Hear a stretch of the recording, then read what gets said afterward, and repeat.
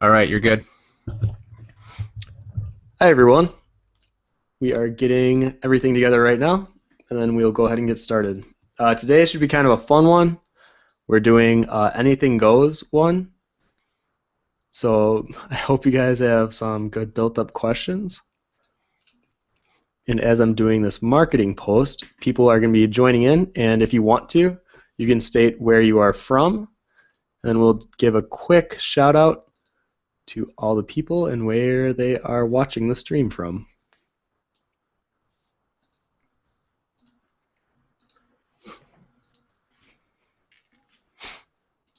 And that's the end of the stream. All right, see you later, everybody.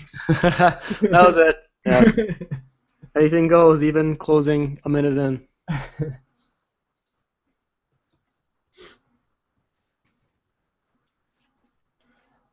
We're just kidding. Ugh.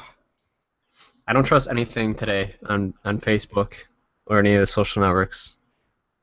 Yeah, admittedly, DeviantArt got me last night. Oh, really?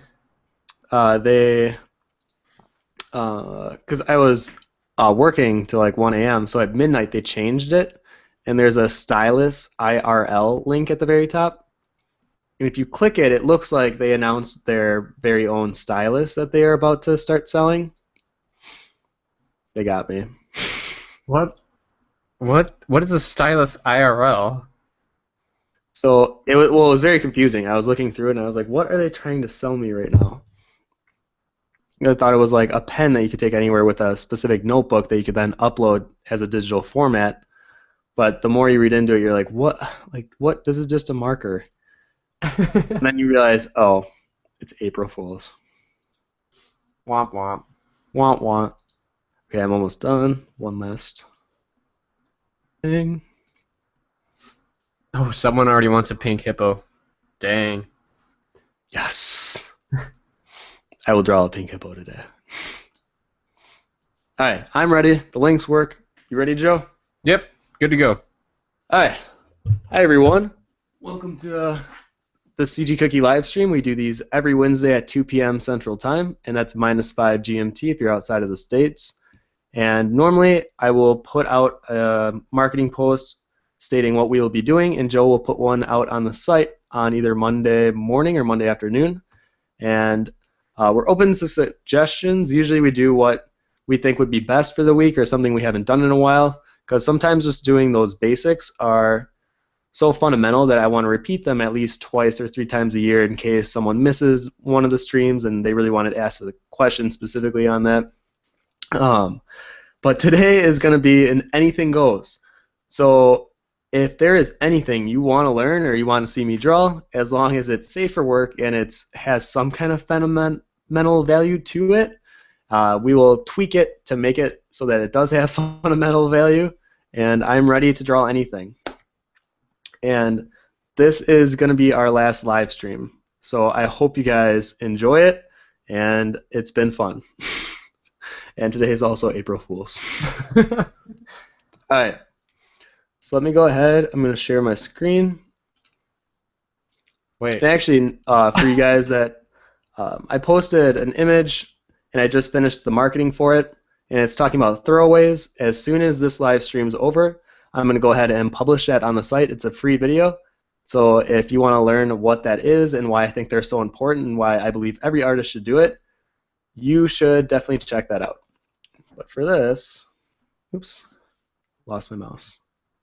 There we go. I'm going to create a new canvas, and we're just going to have fun with this. I guess I'll first draw a pink hippo as Joe does all the hellos, and we'll kind of take it from there. All right. All right. I'm just gonna go through these really fast. Nathaniel Sims? Yeah, Nathaniel Sims says, "Where's my pink hippo?" Right up. It'll be right here. And then Okra says, "Someone says pink hippo, and I'm flashing back to Fantasia with the dancing hippos." Yeah. Actually, yeah. Or even like, do you guys, I don't know if you even saw this, Dumbo, when Dumbo's drunk and he has like the really scary images of these elephants, and one of them are like these pink elephants that are bubbles, and they pop into each other. They like split off of each other. It's actually nightmare worthy. Part of me is like, was he drunk or was he tripping on drugs? Could be tripping on drugs. It's kind of like Pinocchio in his movie too. Oh, that was drunk. You saw him drinking. Yeah. Well, I think Dumbo drank a bottle, right? Oh, that's right. Then yeah, I don't But know. I don't think that I've ever consumed alcohol enough to the point where I've seen things like shift into other things. No, that would be called drugs. Yeah. Yeah. All right, time for the hellos. Uh, we got a hello from Mexico. Hello. Oh, We got one from Alabama. hello, Alabama. What? Where is this? Malta? Malta? No idea. Hello. Moscow. Hello. Phoenix, Arizona. Ukraine. Brazil. Switzerland. Washington. California. Germany. Sweden. We have a lot of Californians today. Florida. New Jersey. Yeah. And Pennsylvania. Hello, everyone, and thank you for joining in our stream today.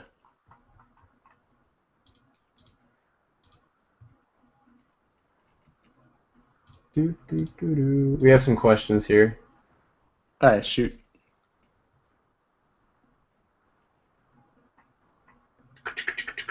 As in, ask them. Oh, I thought you meant load the gun. Oh no, we'll do that later. uh, Tom Pace wants to know if anything goes, perhaps we could see something about foreshortening. Also had a thought about cartoon expressions, like how to exaggerate facial structure and a particular expression. Oh geez, this is getting more serious right off the gate. Yes. Let me finish my pink hippo. That hippo is adorable. Okay, so let me see. I want to foreshortening cartoon expressions and exaggerating facial structure. Okay, I think we can tackle that pretty well. I'll put the pink hippo in the corner for the time being. Maybe that'll be like my side thing that I always work on during the downtime. Okay. So how to exaggerate facial structure in a particular. All right, so the easiest way I was taught this is to make it more animated than it might actually be and then pull back. So really exaggerate the expression. So let's say, let me think of what I can do really quick. All right, let's say we want to do someone like screaming or yelling because they're just so furious. One, I would look at reference and really examine the different shapes, the way the skin is pulling in certain areas, the wrinkles that form because of the tension from the skin either pushing on itself or I'm trying to think of the better way to. It's all about the underlying structure that lets the skin create an expression that is recognizable, but it's good having a really solid understanding of what's going on underneath of the skin so that you can push and pull different areas while you're drawing, and it still not only makes sense, but it reads well.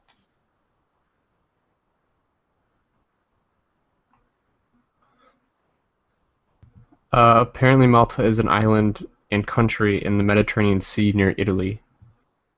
Oh, that's awesome. That sounds gorgeous.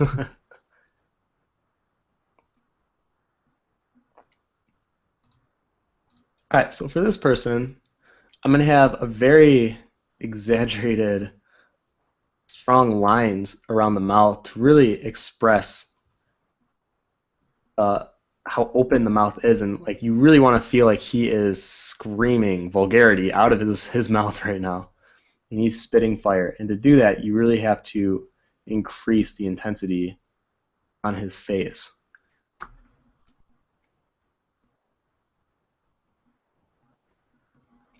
So I would say this is a pretty exaggerated form, and then to pull it back, I would probably soften different areas. So like the chin, it's probably not that pointy, and just go around and then pull back. Because I know I consider myself more of a realistic artist or someone that at least strives for realism.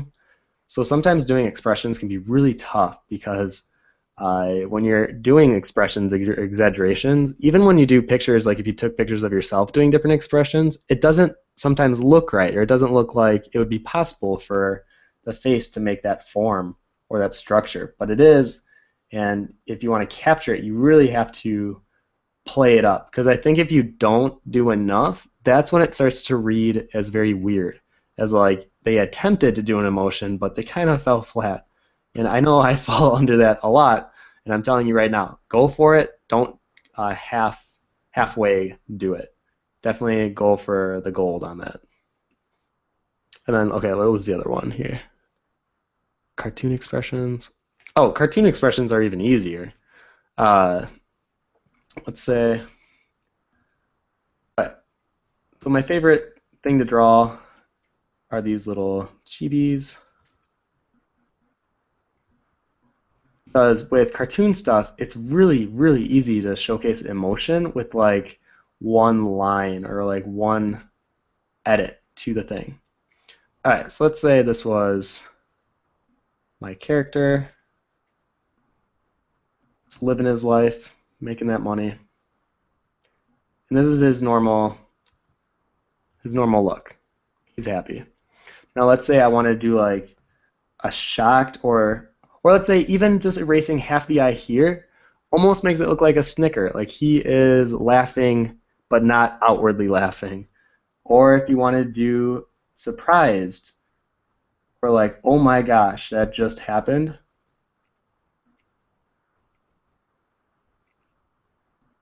You can see how it just takes like a little editing on the different facial structures, and you can have fun with the placement of it because even though it has a set structure to it, you can really exaggerate eyebrows and the size of the eyes. Let's say he was tired.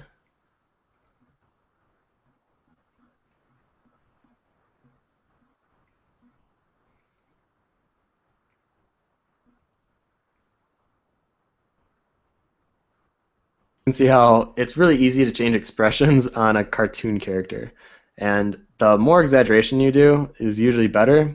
But with cartoon stuff, I would almost say also try to keep it simplistic because sometimes for emotions to read well, simplicity will often do it. So if you're thinking, okay, well, what do I think of when I think of tired eyes? I think of half eyes. So I cut the eyes in half. And when I'm tired, my mouth usually is more in a neutral position. So I'm not happy nor sad, I'm just tired. So I try to recreate that in my cartoon character. You know what? I think for each of these, I'll write what they were. So we can see all of them when we're done here. The beginning of the question was actually about foreshortening too. Oh, yeah, I can do that. Man, this guy went like triple header. I know, right? In the future, one question per statement.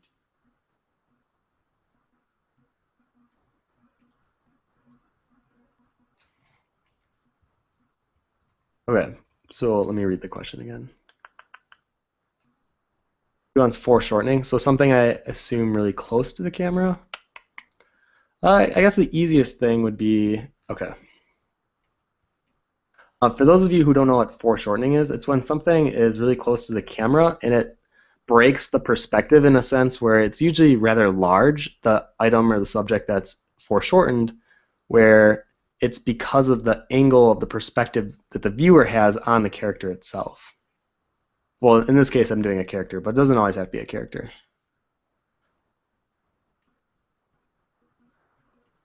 So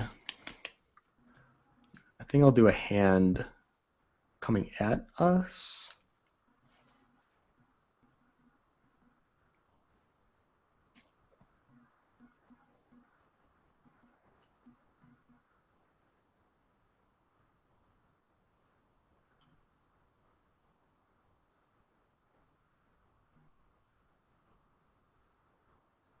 Maybe like a fist.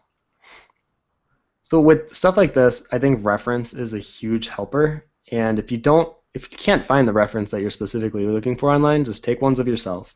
Have a friend come over, or even a family member if you're not embarrassed, and just have them take a picture of you doing a pose. I know it sounds ridiculous, but trust me, in the long run, it works a lot better if you're satisfied with what you're drawing rather than forcing something and then feeling like you missed out on the concept that you're trying to recreate here. And the other arm is way in the distance. Actually, this hand could be even bigger. But the idea of foreshortening can look very strange because from a relative perspective, it looks like the hand is bigger than the head. So you really have to convey that sense of perspective to make it look like, okay, the fist is in the foreground, and then the other elements of the character are not necessarily in the background, but in like the midground. And I guess his arm I would consider more in the distance, but even that I wouldn't consider background. And this is where you can have fun playing with like atmospheric perspective, or what's the other, depth of field, or things being out of focus to really give a sense of this item, this hand here, is being foreshortened.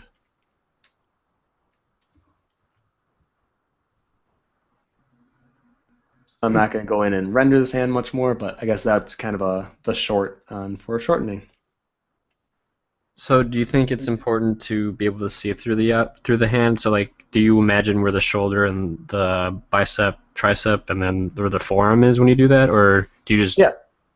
We're like, I guess, I know I always get, Joe always tells me that I need to do more with perspective. In my head though, I am seeing the shapes. So like, I'm seeing the shoulder cap would be right here. Usually when I draw my body's inside view, I usually have like a little arm socket, especially for like turnarounds. Then I'll have the arm next to it for the modeler. But I was very much brought up in a 3D mindset, so I definitely see the objects behind what is being foreshortened. Oh, of course I can.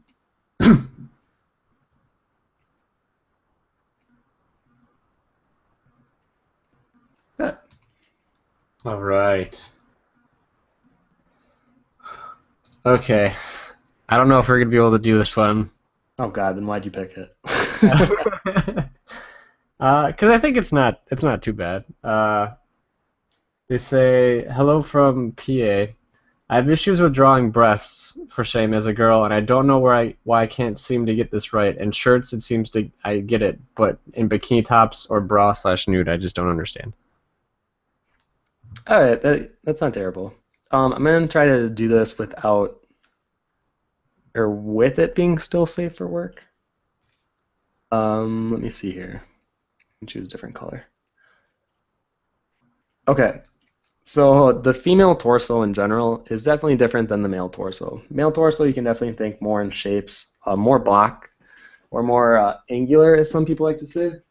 But with the female torso, you want to keep it more curvy, more shapular in that sense. Let me go ahead. I'm going to create a quick female base.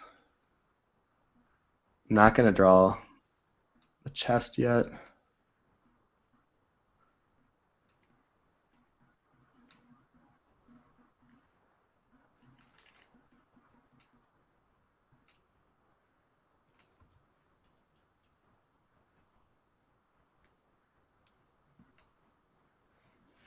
Okay, so when I'm doing my female, female chest, I'm thinking about, man, I have to choose my words wisely.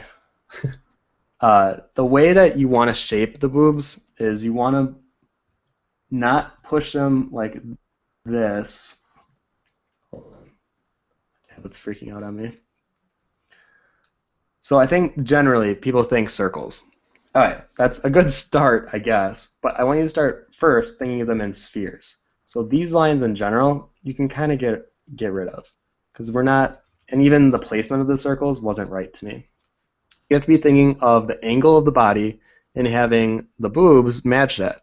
So having the circles be like here doesn't really make sense if her body's facing this way. You got to have them also corresponding to that. Now, when I do them, I try not to make them overly. I'm not the kind of artist that makes them overly voluptuous or superhero or extreme. I like to keep them more in a realistic sense. So usually smaller. I like them to be not like jammed up next to each other, so they have like this massive cleavage line right there. If you want some cleavage, that's fine, but I think when you overdo it, you are stepping into the territory of cliche, and I try to avoid that with my female um, chess, like this. And then a lot of it is about how you shade it, and I don't know if this is appropriate, because I think I'm taking this from a true artistic studying stance, and I think that's how you should see it. If you're embarrassed about doing this kind of stuff, don't be, because if you want to be a character artist, it's almost nonsense not to have, or at least pursue a further understanding of anatomy. And that means for both genders. So if you're a guy, you definitely need to know. And if you're a girl, which I think, did she say she was? Yeah. And she couldn't get him right in what, shirts? Or not in shirts? And not in, or she can get them right in shirts, just not in like bikinis or nude. Okay, so then perfect. So then I think what your problem might be is you're not giving them weight, and you might not be seeing them, which sounds very strange, but you might not be seeing them as skin or part of the or as flesh, really. So if you want to put them in a bikini, really have those triangles or whatever shape that you're giving the bikini form and kind of curve around the breast shapes themselves.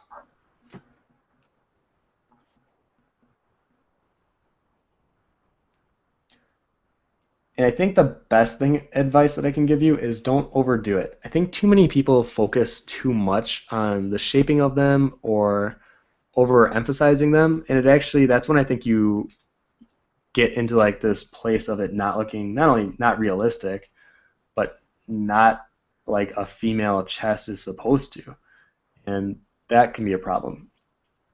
Now when I shade them, I'm gonna do this with a different color. I feel weird giving this poor girl purple skin.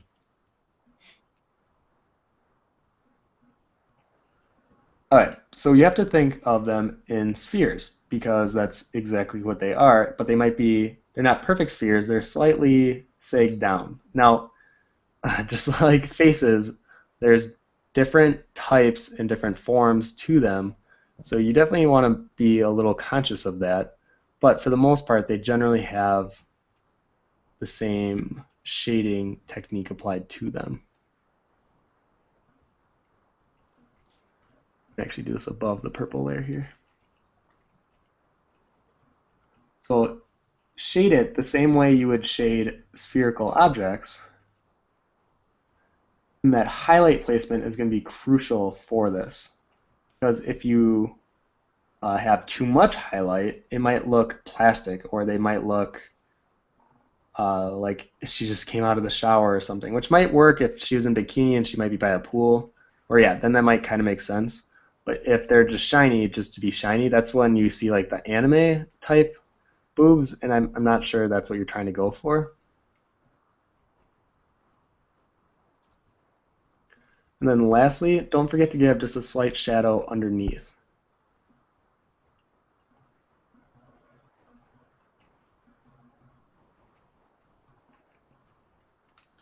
Like that. Now obviously I would probably add a lot more color to this and more definition, but I want to move on just because I think that's enough boob talk for our Anything Goes live stream.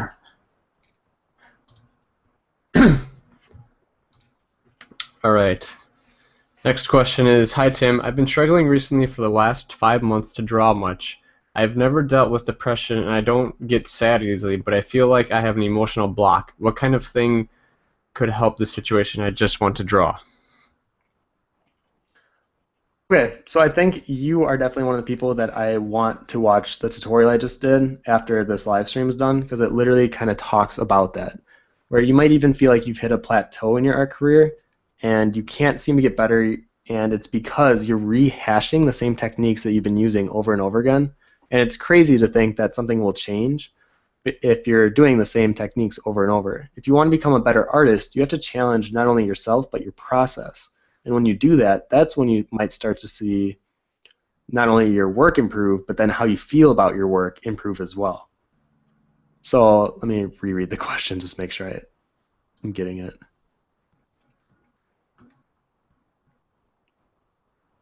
And the good thing is you do just want to draw, because that's sometimes the biggest struggle with artists in general, is they don't have the motivation to do work, and they make excuses for why they can't do it. And I talk a lot about, on I think it was 2 weeks ago, on what I think about when I hear people make excuses is like, they're hurting themselves, and two, they're using that excuse as a scapegoat. So my favorite one is when I hear people say they don't have time, because there's like 5% of people that actually that's truly honest, where they might have 2 part-time jobs outside of drawing, and it is very tough for them to find time. But usually what that means is they don't manage their time well. And every time I hear it, I'm like, no, everyone has the same amount of time. There's no one getting, a hyperbolic time chamber and they're able to go in and become so much better in a short amount of time. Like, we're all on the same time frame. And I think if you really want to become better in art, you would make it a priority. But I think for you, just try the tutorial that I have after this and see if it works for you, because I have a lot of fun doing throwaway art pieces, and I think you will too.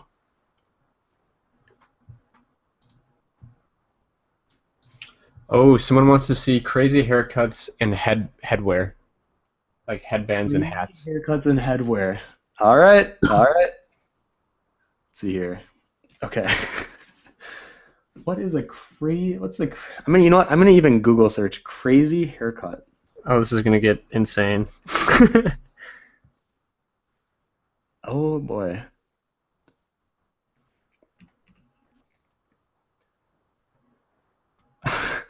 Oh my gosh. These are some of the coolest things. Are you seeing this?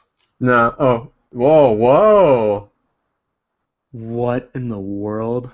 That's pretty cool. Okay, I think I'll start with these are a little more on the obscure, weird fashion ones. Let's do something that's more irregular. So let me get a base head sketched out here. I can hear the dog in the other room wanting to go out. Okay, maybe after this I'll do a quick segue into letting the dog out. All right. Crazy haircut. I guess I wish they would have said an example. Headwear, bands and hats alike. I mean, you could always do like a mohawk. I know that was my original.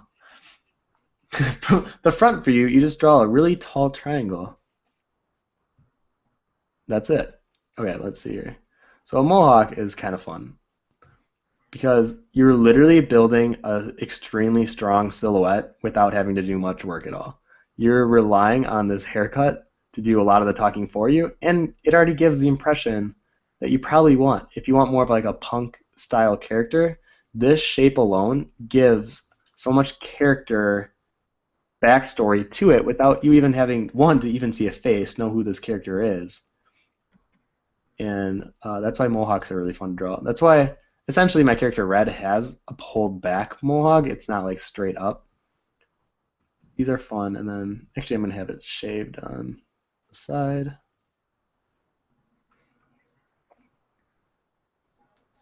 So I think when it comes to extreme haircuts like this, I do want you to focus on the scalp part of it, because this is where I think you can lose a lot of the coolness factor of it.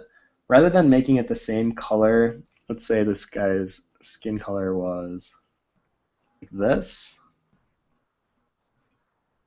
I think the worst, actually this is this. I think the worst thing that you could do is just have that same color fill in the rest of the scalp and then fill it in like this.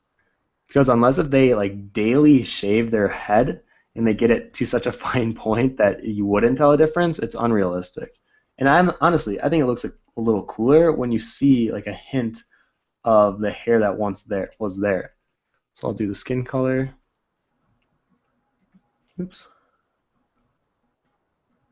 Let's make it slightly darker. It doesn't take much to give the impression that hair used to be there. And then you can have fun doing that.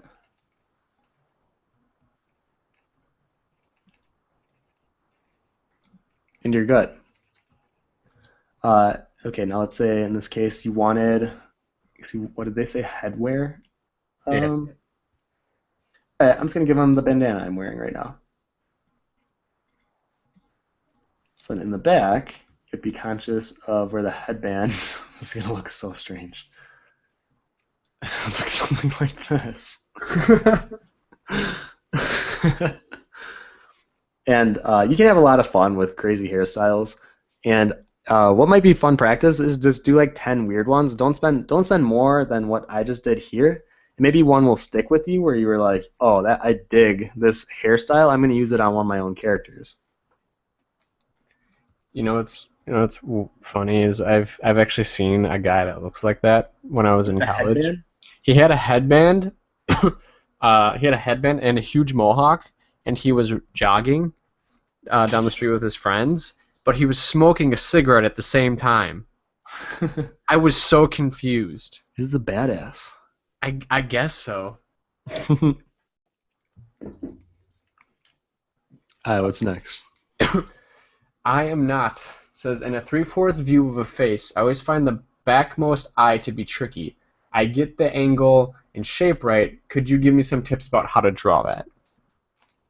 Sure. All right. Make a new layer here. All right, so the question is on 3/4 view.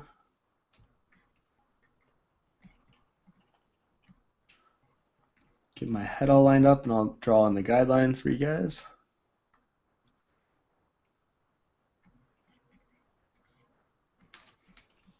So our eye line would probably be right there.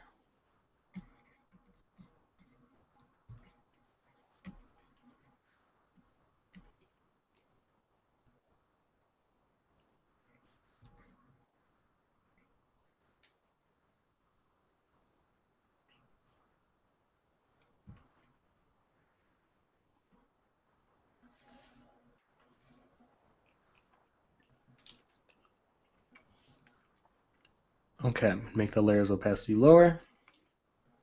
You know what? I'm gonna push this to the left side here. Let's put it on the mohawk guy. Then push this here. That looks so weird. Anything goes, Joe. Anything goes. All right, so in this question, they're particularly asking about this eye right here. Well, a lot of it does come down to where you place the forms on the face, because that will kind of determine where the eyes go. So I still want you to be looking at this and really thinking about the underlying structures and how not only they would work, but from your perspective, the angle that you're viewing this head on, you have to imagine, okay, where would the eye sockets be? And the eyes are spherical, so they would be lodged in these eye sockets. So it'd be like this. Then we have all the skin and stuff that covers it. Oops. Hopefully that wasn't important. Hello? Hello. And then giving the... This actually looks really weird with just the spheres there right now. Okay, so let's say they were looking this way. So then on this eye, I am trying to create the illusion that this character is looking in this general direction. So I have to make sure that the pupils and the irises match up with each other. Because if I had the eye looking more forward like this, that's when it starts to look like a lazy eye, or they're not connecting on the same subject, and you probably want them to. So I'm going to push this over to the corner.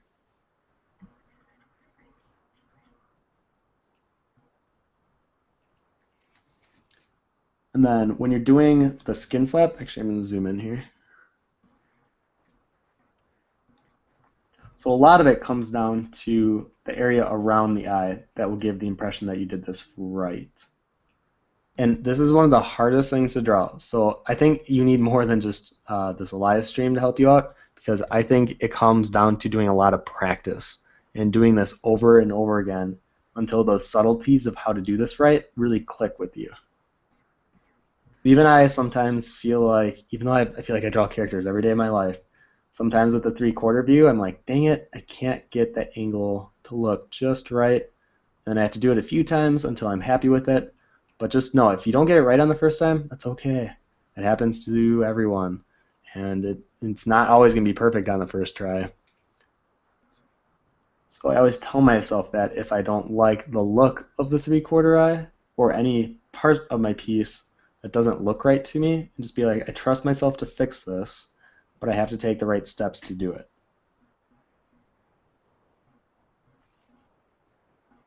Like that. And then I would definitely add in all the other little eye feature, define it. But focus on the spherical object that is the eye and how it sits in the eye socket, and that will probably help with the placement of them. And then if you can get the iris and the pupil to look in the same direction, so it looks like both eyes are staring at the same object, that's a huge part of making eyes in 3/4 view look right. But the shapes of the eyes itself, that's, I think, what you might be stuck on. That's probably the biggest worry when people are doing it. So these lines right here, I always just think of those lines and placing them on a sphere. You can almost think of it like clay and laying them on, and how it would naturally form around a spherical object. Like that. And that's how I would do 3/4 view.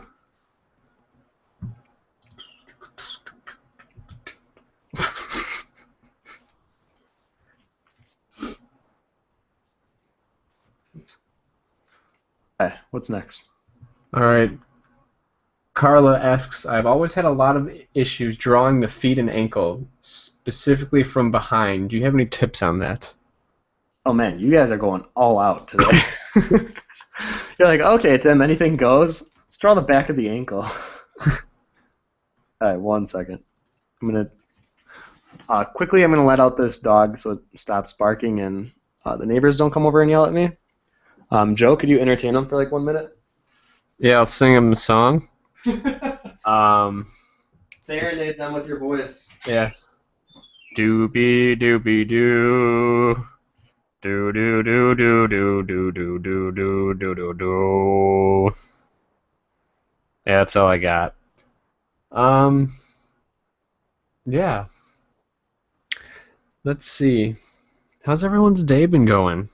My day's been fantastic. I hope everyone's having a good day. I know it's April 1st. Don't trust anything you read on the internet. Today is just not a good day. I've seen a bunch of things already, like Spider-Man isn't going to be in the new Avengers. Marvel's doing crazy stuff.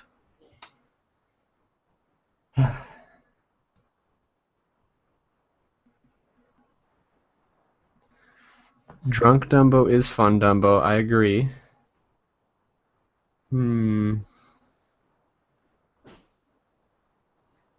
Oh man, this is such a good suggestion. We gotta have Tim draw this one. I'm here. All right. There's a suggestion somebody gave and for you to draw, and I really want you to draw it. That worries me. All right, what is it? Well, first you should probably do the ankle thing. Yep. All right, ankle first. So when drawing the back of the ankle, let me put this on the side there. Grab a new color. All right. So essentially you have to know some parts of the leg. So first I'm going to do a front view.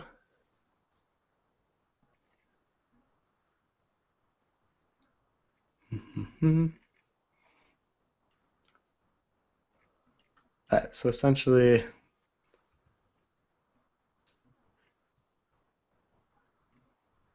clean it up just a little bit. That was a really quick leg.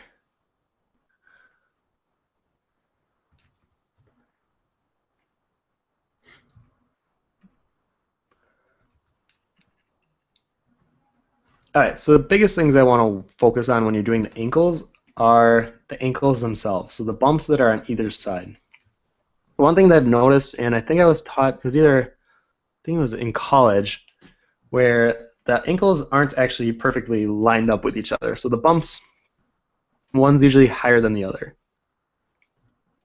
And in this case, since we're looking at the front view, the middle one is higher than the outside one. So you can always think of them on a slant.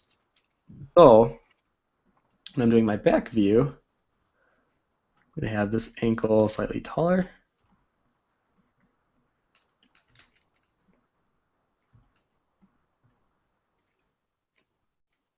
This ankle slightly lower. So it's getting that same slant here. Now here's where you might really be struggling with, because there's a bone at the very back of the foot, and that gives to it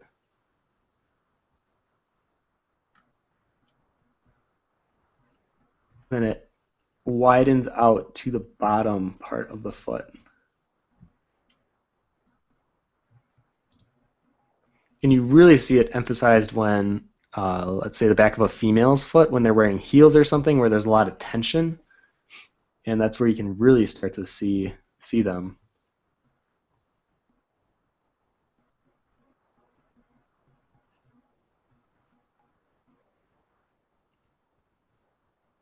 Then you would see indications to the feet on either side, the toes.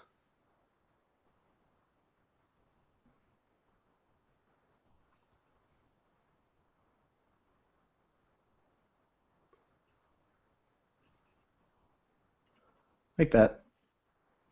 So this is actually one of those really weird anatomy things where you just have to use reference. I think trying to do it blind sometimes can be misleading because you might have a general idea of what they look like, but then when you really look at reference, you're like, oh, I guess that's not at all what I thought they looked like, and then go from there. So here I'm just softening up the lines. Usually it's not that harsh unless if it's a very petite woman that are wearing stilettos and are really stressed in the back of the foot. But for the most part, it's more subtle. Was it just on ankles? Ankles and feet, so I think you hit it. Okay. Ankles and feet.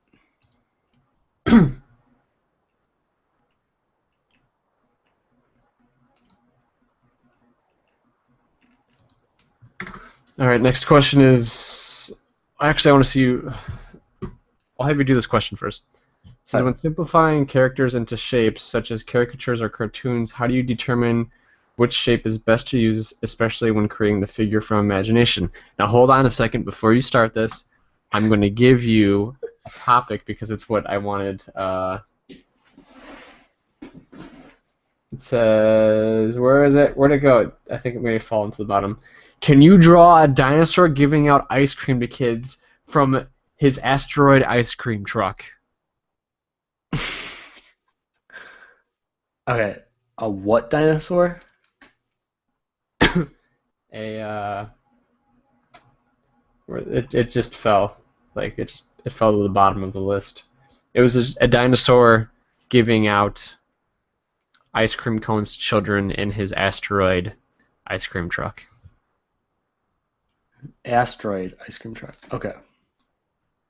And this goes along with simplifying characters. Yeah, I just figured it would go pretty easily. Oh boy. Okay.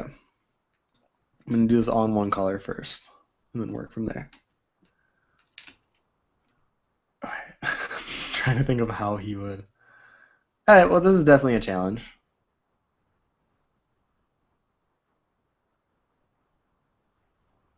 So then, why are you using the shapes that you're using? Right now, this is what I would consider throwaway, where I'm purely relying on instinct right now. I'm not thinking about it too much. But if I really thought about why I'm using the shapes that I'm using, all right, so when I think ice cream truck, I think square.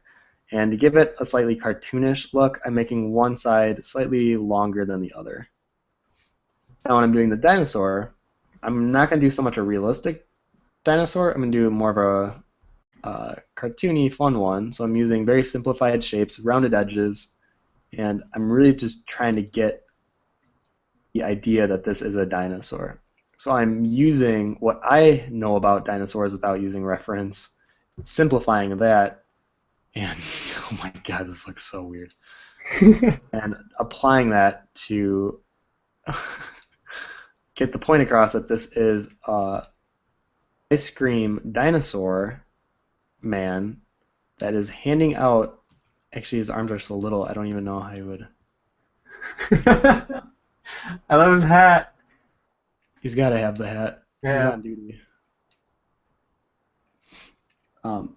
Then here's his ice cream, and here's the little kids.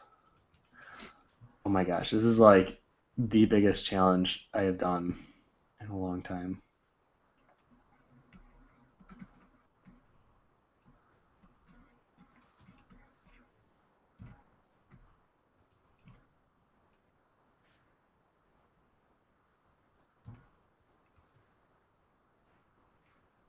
We'll have one more. We'll have a girl. She gets ice cream too.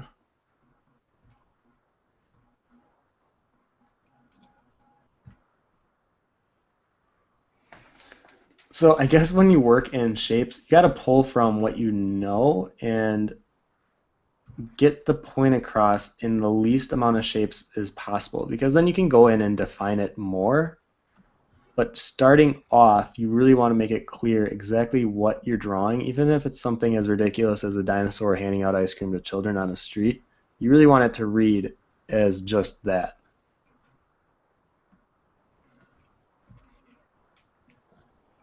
You have like one of those giant ice cream.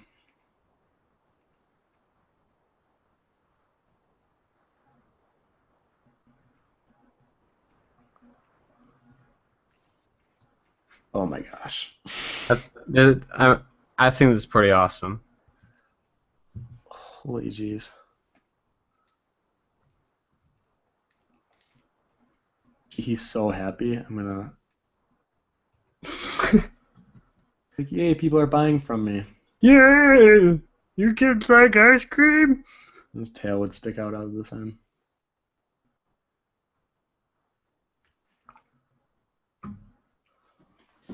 Oh my gosh, that was. That's amazing. Alright, I'm just gonna call this Rex. Move on to the next.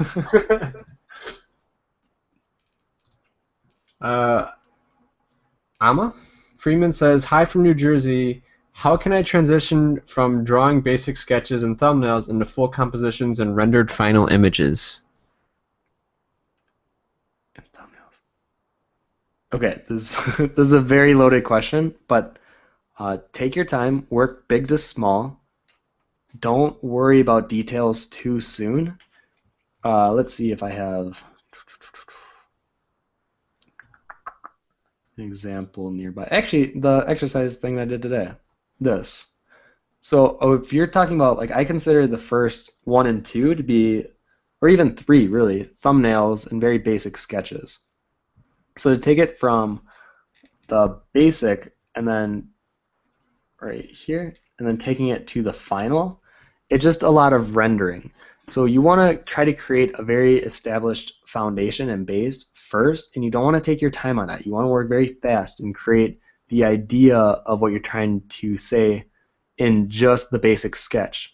Because oftentimes, or actually a lot of times, the artist will go in with an idea that's all right, and their foundation is all right, and then they compensate the all right idea by over-rendering it to try to make it look awesome or amazing.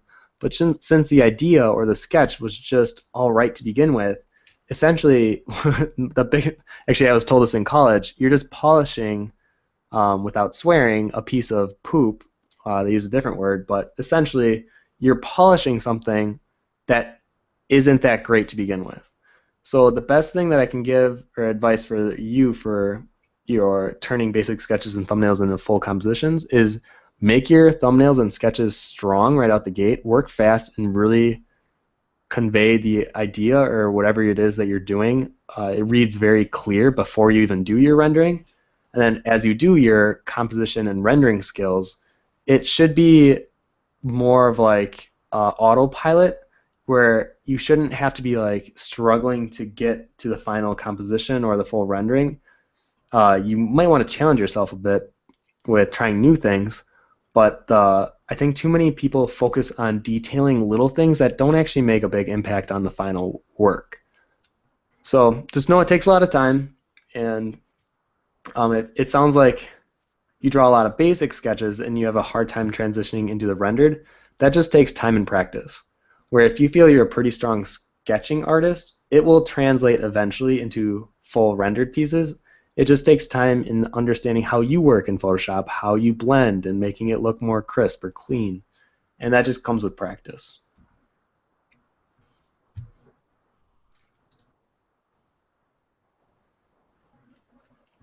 I'm gonna find another fun one. This one you can kind of, I think, hit pretty easily. It says, "Hey Tim, any advice to improve likeness?" Likeness? Oh, like of a character? Or like a person? Yeah. So we kind of talked about this in the celebrity exercise, where you want to emphasize their features and really look at like who was one that I drew? Was it Natalie Dormer? No, that one I didn't do a good job on. That one is actually a good example of how I didn't push her expression enough, and then when I tried to pull it back, it didn't actually look like Natalie Dormer because the initial. This actually goes back to the last question where the sketch wasn't that strong. So then when I got into rendering it, it was like I was polishing something that didn't really have a good foundation underneath of it. So to improve your likeness, really push the initial sketch and the proportions and the way it looks first before you start rendering and shading and detailing something that might not actually look like her based on the sketch. Now you might be able to fix it as you go through the rendering process, but it's so much easier to just start strong.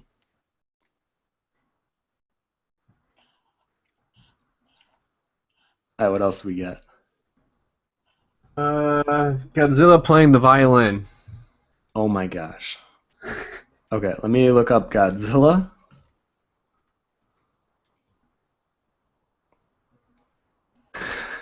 Okay.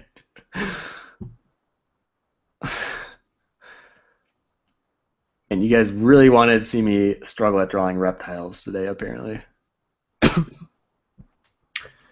Sydney Kruger says, "Have either of you suffered from any April Fool's pranks yet today?" Yes. If you were here earlier, I suffered from the DeviantArt one, where they pretended that they created their own stylus. Unless if that's not an April Fool's joke and I took it as one, I apologize. But yeah, that one got me. I just don't trust anything that happens today at all. Right. Like earlier, you were like, "Yeah, and this is the last live stream," and I was like, "Tim, are you serious? You didn't let me know."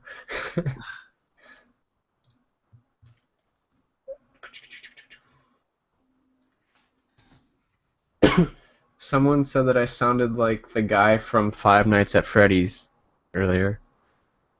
You do? Apparently, I do. Are you? I am him. I'm the guy who calls on the phone and tells you what to do and how these animatronic things are going to kill you. No, he never says that. He alludes to it. Oh yeah, that's right. Godzilla's so sad. Did you watch the new one? No, not yet. I will though. That one looks fun. I heard it was awful. Maybe, but I thought Pacific Rim was awful and everyone liked that one. That's true. Oh, But wait, you gotta hold the violin at the end, right? Yeah. Oh my god. damn, Godzilla's been working out. Look at those A biceps. little thicker.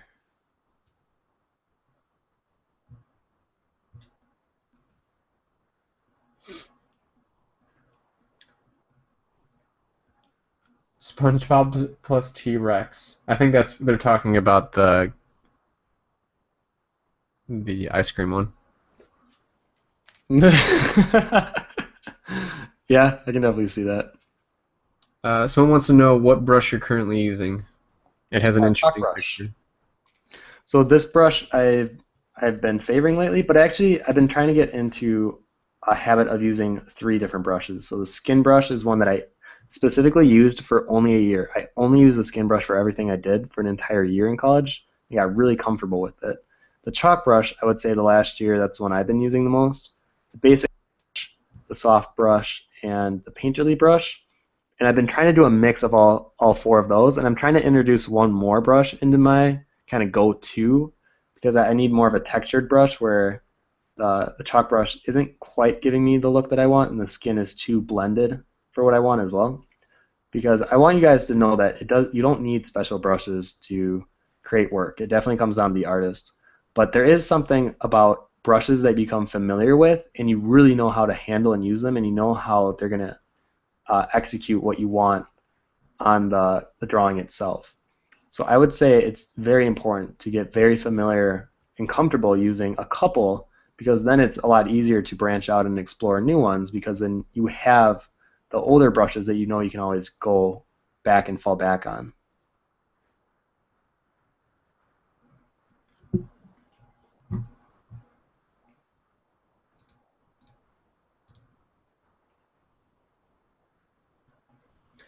Someone says, "Give me a motivational speech, Tim." Motivational speech. Yeah, give a Matt Foley's motivational speaker speech. You know, Chris. Let me think. What would be the best topic to give a motivational speech on?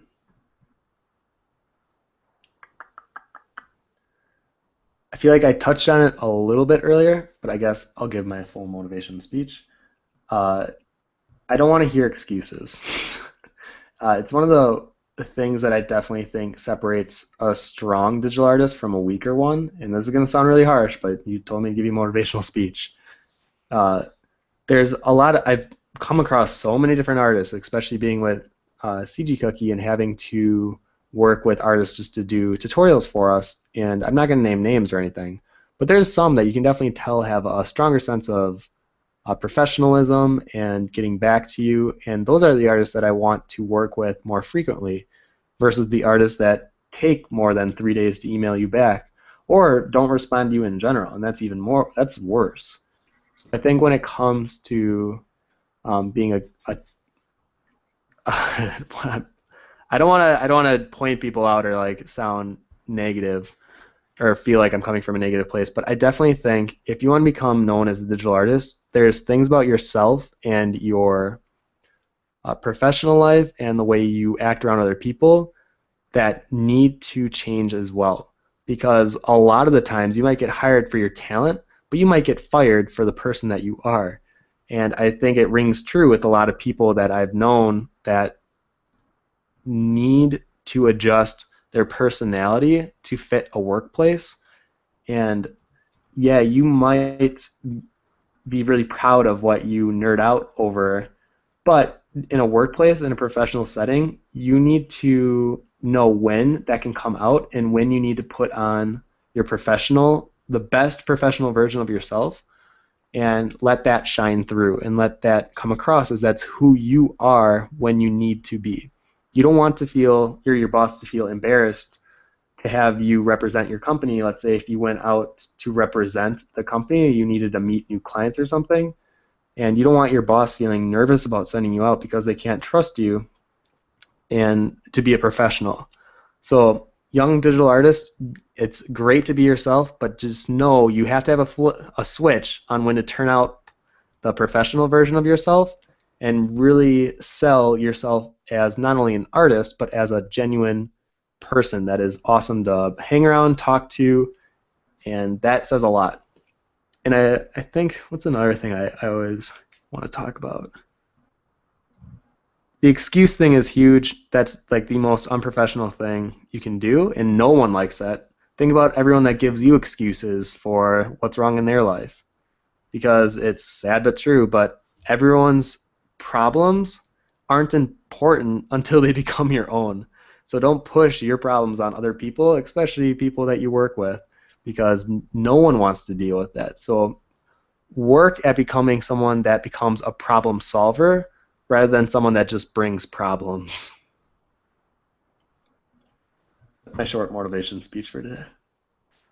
Boom. Knowledge. I wish I had something more specific I could talk about, but those are the only things that came to my mind at the time. Sometimes I wish I had a soundboard so I could play with certain sounds whenever you said something like amazing. Oh, we probably should get one. That'd be fun. All right, this is my Godzilla playing his sad music. Does it sound like when he yells? No, it's Beethoven. Oh. He's classically trained. Most people don't know that. Is he really? Yeah. Dang. He can play this and the ukulele. That's gotta be the biggest violin. Can we get a building to see the scale right now? Right there. Whoa! That bow is like 20 times bigger than a building. It's probably just a nuclear weapon, but he took it for himself as his violin bow. I'm trying to think of an object that's big that could duplicate as a bow for the violin. It'd have to be like some kind of a building or like an art structure. I don't know. I guess I'll move on. There's a comment that says, I do believe that you mentioned a competition in last week's stream. Is there anything more you can tell us about that now or at the end of the stream, or am I just imagining things? You are imagining things, but that has nothing to do with the stream because we do have a contest coming out. We have a spring concept cookie contest. We're not sure what it will be exactly. I want to do more of a fun one this time, and it'll probably start in a week or two, so you are right. You're not crazy, and I will let you know when that begins fully, but just know, yes, it's still in the works. I was going to say, I hope he's imagining things. Yes. We want you to imagine things. Use your imagination! I just draw. Dave T says, or asks the question, what is the most efficient practice that you would recommend to any artist? Greetings from Lithuania. Hello from Lithuania. Or, oh my gosh, Sam. Lithuania. Whoa! What is the most efficient practice that I would recommend? You know, I definitely would say I'm very specific toward each artist, where I want to know, like I know for you since it's just a general question, but I would want to know who you are as an artist. If you want to do characters, I would definitely take you down a different path than if you really want to do environments. So just for the sake of this answer, I'm going to pretend like you want to be a character artist. Obviously, the things that you probably already know are fundamental that you should know are things like anatomy and like drawing hands. You see a lot of young artists hide hands, whether they're in pockets, they're behind their backs, or they just decide to like gray them out and just kind of like their arms fade into white. That's a problem, and I want you to fix it. So rather than hiding your problems, I want you to work at learning to draw hands. And in the tutorial that I did yesterday, I talk about the difference between working hard and working smart. And specifically, this example was on drawing hands. Working hard would be drawing 100 hands. Yeah, you're putting the work forth to do art, and yeah, that's respectable, but if you're not doing any research on what hands actually look like or the forms that make up and compose a hand, you're essentially just rehashing your same level of understanding or your same skill level on drawing hands, and you're not going to get that much better. You might get smoother in some areas, but that's an example of working hard.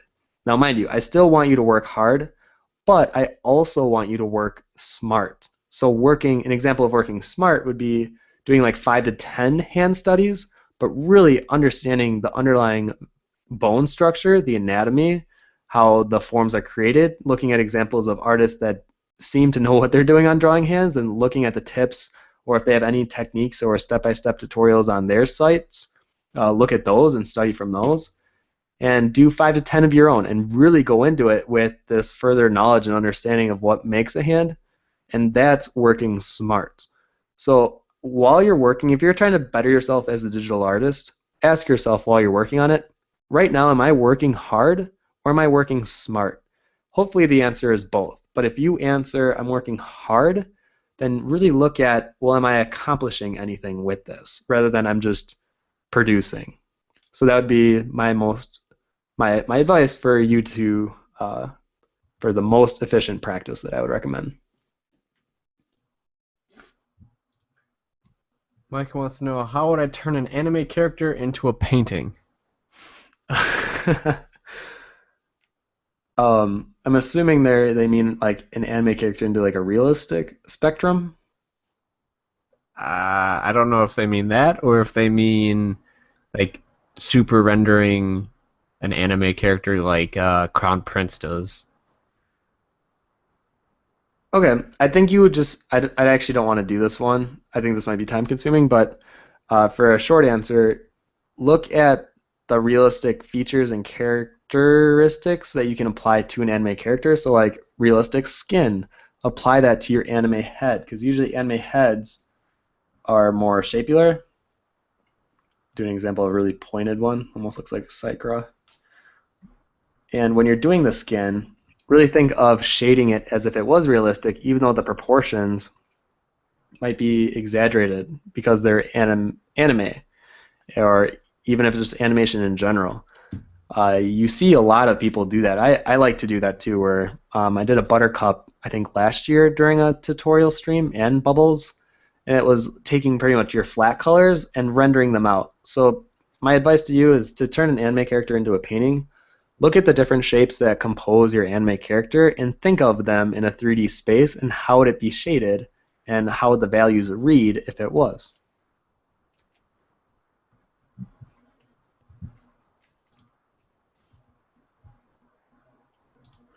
The Acid Demon says, can we have a female magician with different mage lights around her that give heavy bounce lighting on her? Oh my gosh. Okay, I can do this.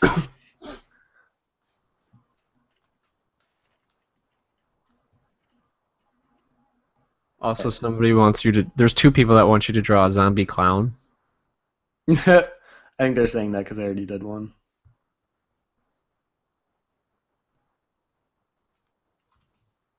I do it again though. I love zombie clones. Those are fun for me to draw.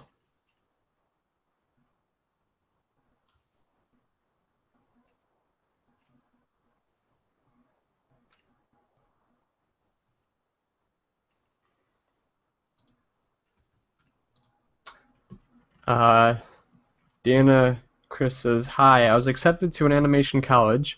Congratulations, by the way. And I'm worried because I'll be living alone. The amount of work is pretty insane, and I feel like I'm going to gain 1,000 pounds or the freshman 15 because of the way I'll probably eat with no time to cook. Any advice?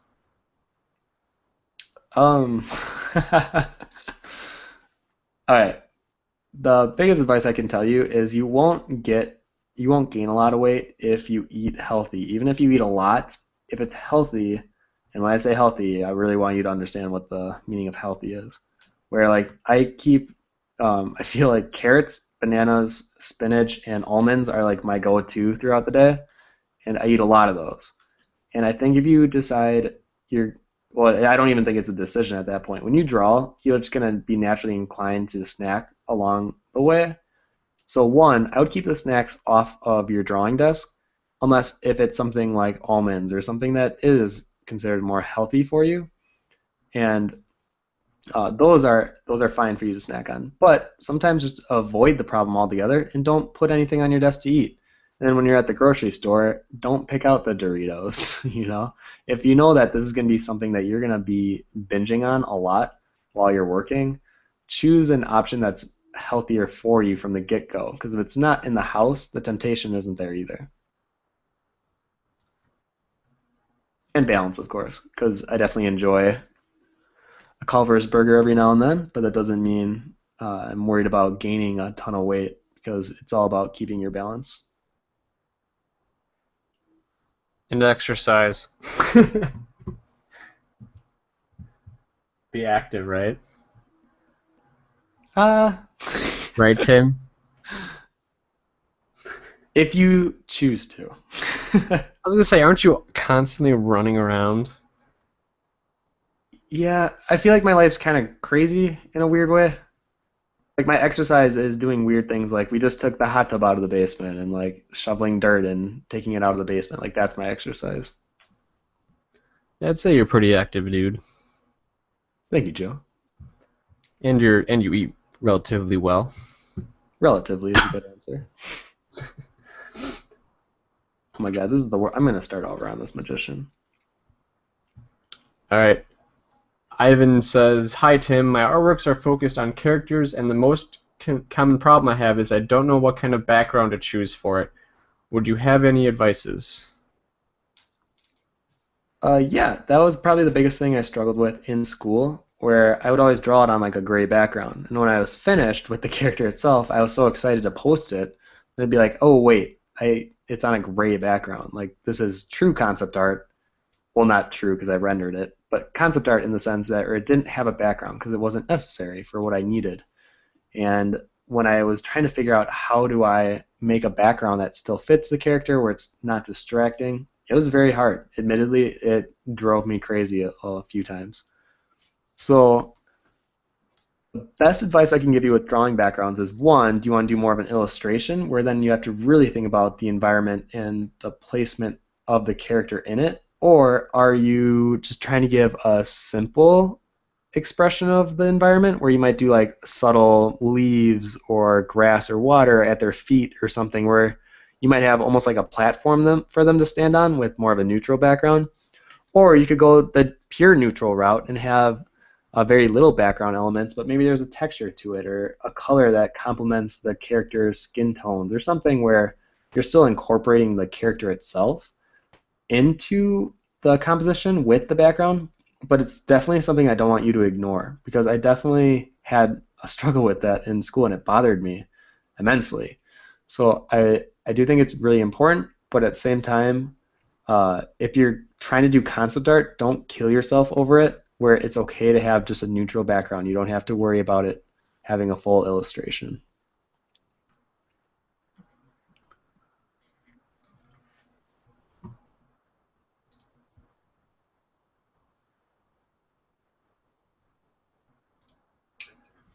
Benedict asks, "Would you ever do a project together with your fans, like a comic or game or something?"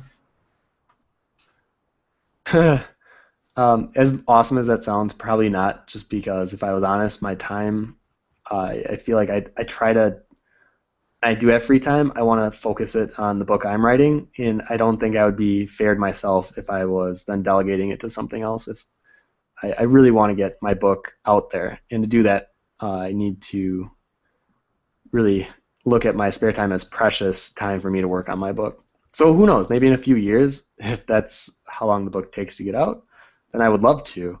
And maybe if CG Cookie does start another passion project where we might incorporate more of the fan opinion and work into it, I think that would probably be the more realistic thing that might happen.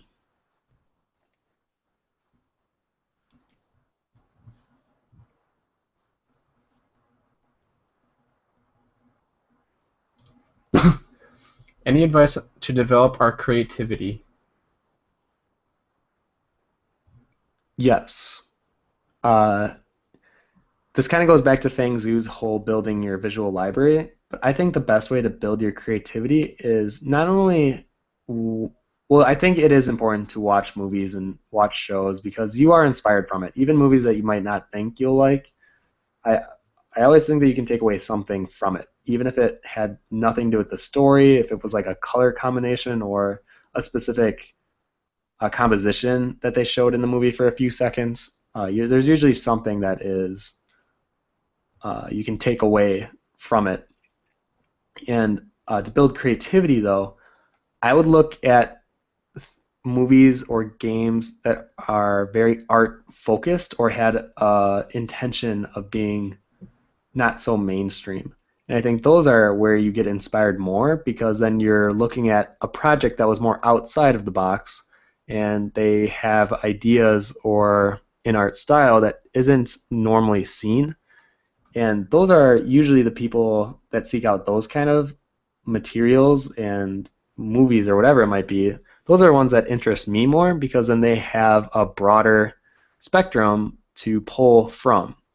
So creativity, I think, is another way of kind of saying what references do I have to pull from that are from the media, from my life, and from what I'm influenced by, and then you pull from those orbs and you create something based on it. So your creativity kind of falls back on what those orbs gave you, and I guess I'm trying to simplify this, but I know it's getting into the realm of, Tim, what are you saying?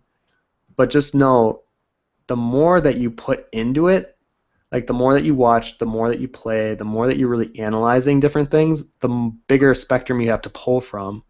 But I'm telling you, try to have, as you're making your spectrum bigger, put in things that aren't typical, because then those are more interesting. And even games like, oh, what is it? Like Persona or like Bastion, like games that aren't Call of Duty, where they're really pulling from a place of inspiration and trying to be different for a good reason, and they're expressing their love in their art and how they create it. So push yourself, keep watching what you're watching, but maybe throw in something that you normally wouldn't every now and then, and you might surprise yourself. All right. The thing with the magician, they wanted heavy lighting. Yeah. Oh God. All right.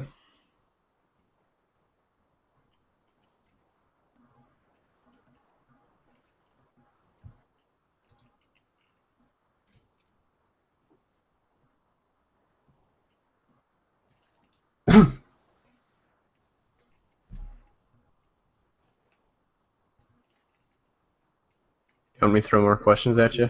Yeah. All right. Okra asks, what is the best way to use reference without getting over dependent on it and to the point it's more of a crutch? I think the only times using reference as a crutch is if you're literally like copying it directly. Where I think almost every piece that you're doing, if you want to spend time on it and make it like a nice illustration, you should always use reference.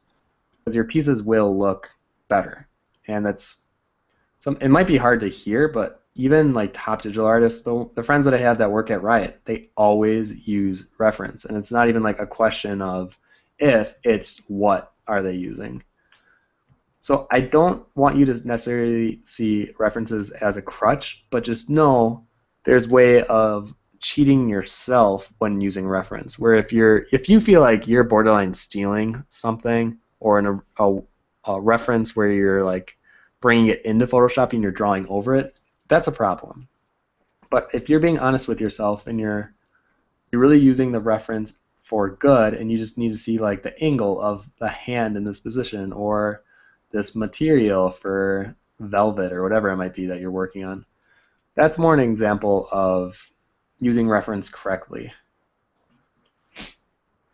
and without getting dependent on it. You will definitely pick up some things like I don't feel like I need reference of an eye anymore, where I feel like I can draw an eye pretty well, and I still think though that if I had reference, it could be even better.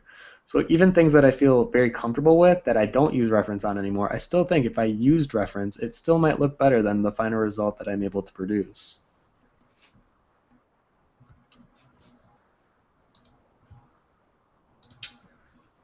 Gavin asks, have any advice for someone wanting to make a webcomic? Yeah, I would love some advice. From what I know from the webcomic friends that I have, including just Gabe, who does Life After and used to do Elephant Man, he was very schedule based. And you have to have a certain amount of panels done each week, so you really have to put yourself on a schedule and follow. That is probably the toughest thing to do for an artist because, admittedly, we get sidetracked a lot and we get inspired at different times and we might want to do a different project. But the best web comics are the ones that follow a schedule and are consistent. But not only that, they are true to their periods of when they release content. That's how you build the following. Oh, and the other thing is, don't expect a lot of feedback or following right away, or even when you get started, or even a few months in. Usually webcomics take a while to be picked up and really be looked at favorably, and it's tough. From what I know about webcomics, it's really tough to get into that industry and succeed, but you have to be very diligent and consistent with yourself.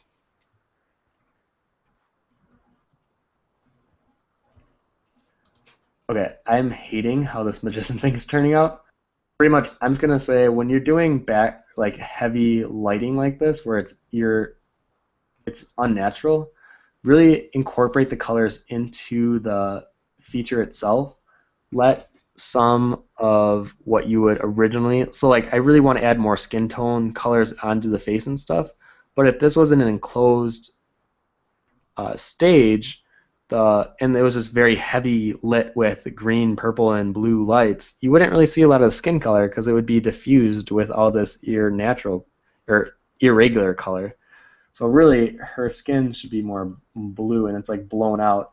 Now, normally there's a spotlight or something to help regulate that, but if you think of like a rock concert or something where they only use colored lights, that's the best example of where it looks very unnatural, but it works. But I'm going to actually delete that one. That one bothers me. All right, I'm ready to draw something new. All right.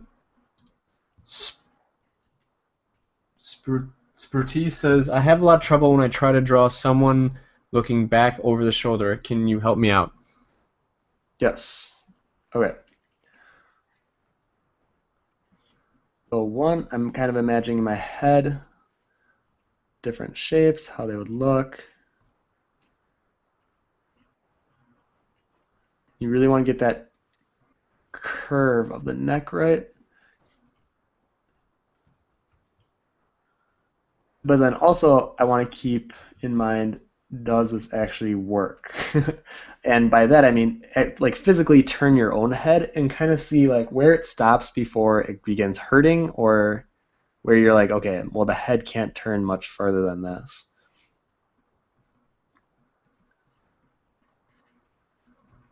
And then think of that while you're drawing.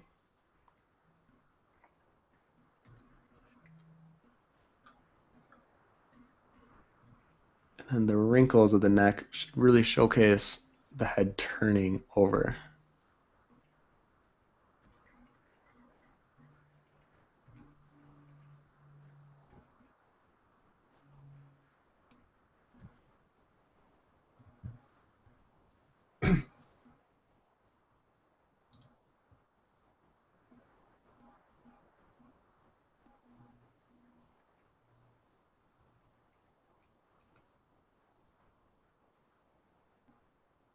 So in the head, the actual facial features might seem like very prominent on one side. It's almost like a side profile view, but you want to turn it just ever so slightly.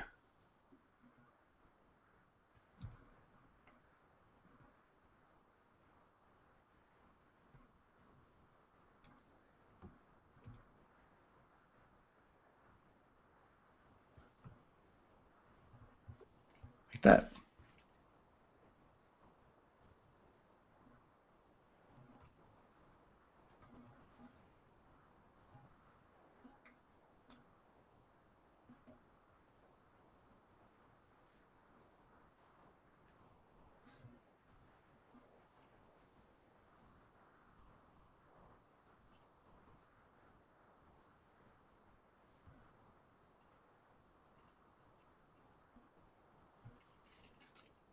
I probably should start drawing something new before I get too wound up in this.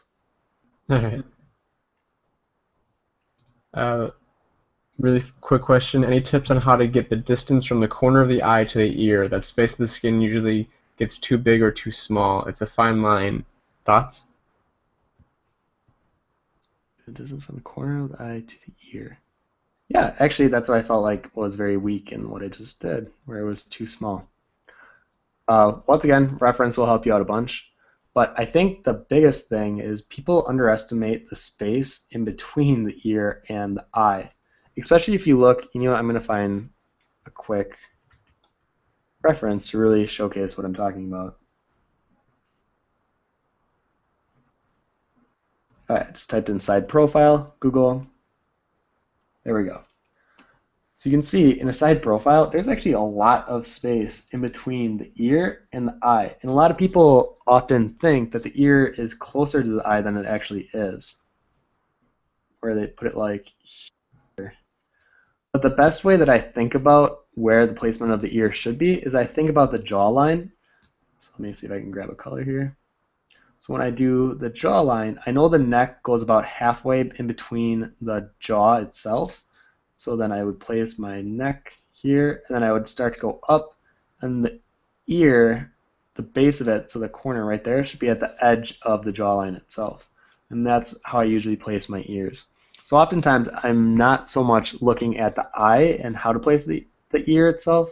I'm looking at other elements and other facial features to give me that perspective on where the ear should be placed. Now obviously when I'm drawing the eye, I wouldn't put it so far in, because if my nose was way out here, it would look off. I wonder if that was covered. Where I would just visually see that that looks wrong. So to fix that, I know that the eye would be much closer to the front of the face. It's almost like if you cut off this section right here, this is where all the facial features are on the head, and look at the small region that it takes up when you compare it to the entire head box. It's literally like a sliver of what you need to focus on.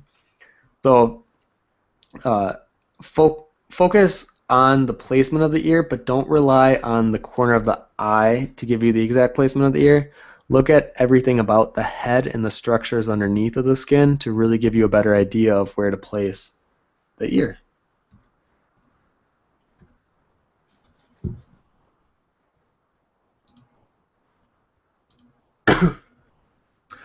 What do you think of people who trace their drawings but are very good at shading / rendering?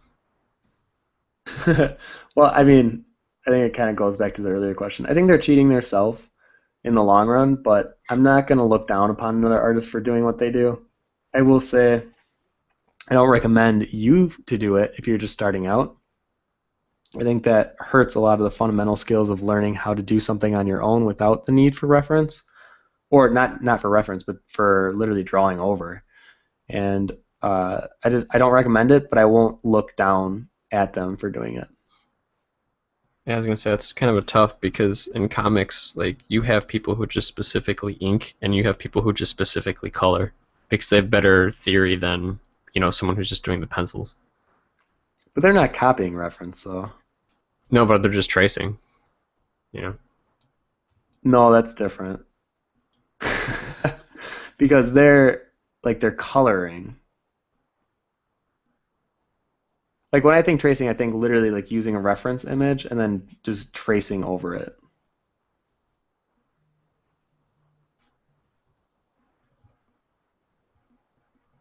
Yeah, no, I get what you're saying. It's like you're saying, like, if someone just took a reference and were like, oh, I drew this. Exactly, yeah.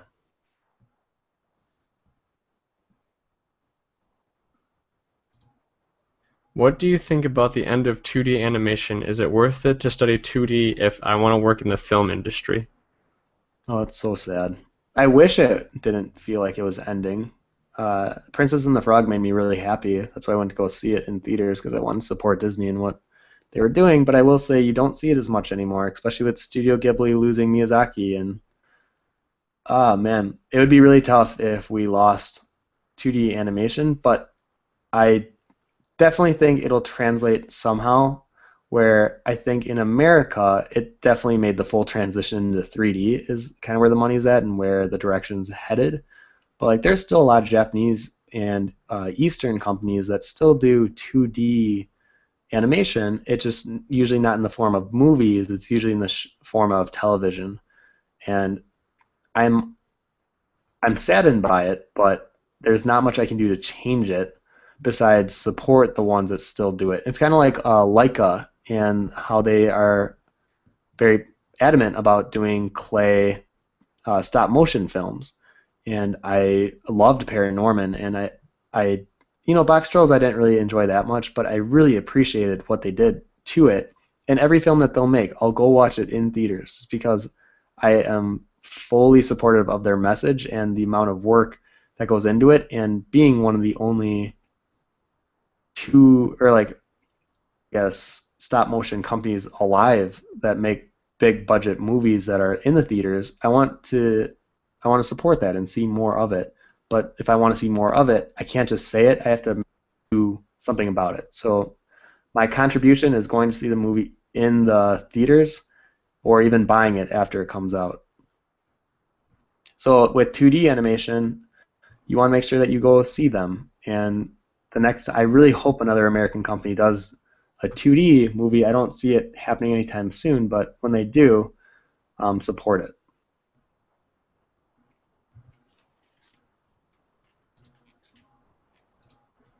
How do I deal with people who are younger or same age as me that do more efficient work? I definitely feel like the next generation is going to be amazing at digital art because they were introduced to Photoshop and tablets at like 13, 14. I think there was someone that asked me a question on my Facebook page and they were 12. And I just remember thinking, oh my gosh, like they were introduced to digital art 6 years before I was. And at 18, it was kind of a struggle to learn Photoshop, the software, and become familiar with it at such an older age because I'm so comfortable working traditionally that, yeah, it did take me a little longer to transition. But when the kids are transitioning, when they're like in before their prime, if they're comfortable with the software before they really start peaking with their digital art career, I can't wait to see what they create. So my best advice is try not to be bitter about it. Don't get jealous. Be really tough. Like I know there's a lot of high schoolers I think will be so much better than me in the long run just because of the time that they were introduced to it and the availability of free tutorials and guides online that they can follow that we didn't really have like 10 years ago. Hell, like even digital art like 15 years ago wasn't even really a thing for most digital artists or for arts in general because it wasn't invented yet. Like tablets aren't that old. They're not like 100 years old and we've been doing this forever. This is still generally considered a newer art form. So I think the best way to deal with it is to accept it and encourage it. And that's all that we can do. Yeah, and don't let it bother you Hmm. because you should be focusing on your work, not what other people are doing, I guess. But at the same time, don't be like, this technology makes this tool easier, so I'm not going to use it. You know? Yeah, I definitely think that comes with the excuses, and no one likes that.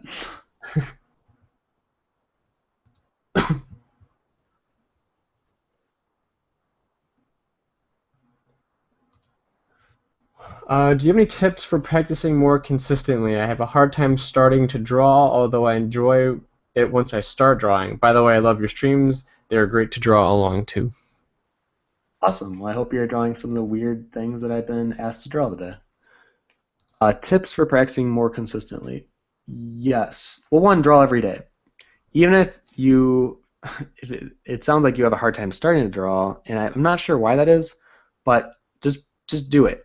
Especially if you recognize and you're aware that once you do start drawing, you enjoy it. So if you just need that initial push to get over it, just imagine my voice in the back of your mind screaming, just do it. Just effing do it. Because there's no reason that you shouldn't be drawing every day if you want to make it in a career in digital art. There's literally no excuse. I think Psychro was the one that really like opened my eyes to the fact that he draws every day for at least an hour, and he does it with his friends like cynics and at night at midnight. Well, at midnight for him, and he draws for an hour, and he has been doing this every day. I think he said for 7 years, and that blew my mind because I was thinking back of all the times I was like, well, no, there's some days where I had a wedding to go to, or then the more that I started thinking of it, I was like, I am literally laying out excuses right now. I am doing exactly what I'm telling everyone not to do. Because yeah, there was a wedding that day, but I had a half hour free before I was getting ready that I could have drew, and I chose not to. So yeah, that was a fault of my own, and I don't want to be that person to make excuses anymore. So when I don't draw that day, I blame myself. I just say, I didn't make it a priority today, and I am not proud of it. But I have been drawing every day. I want to say for the past 3 months, I've been at least doing something every day because I've thought about that, and I don't want to be someone that makes excuses for why they weren't able to draw. But for you, it just seems like it's just getting started, but it's funny because you enjoy drawing. So yeah, just imagine me yelling at you, just effing do it.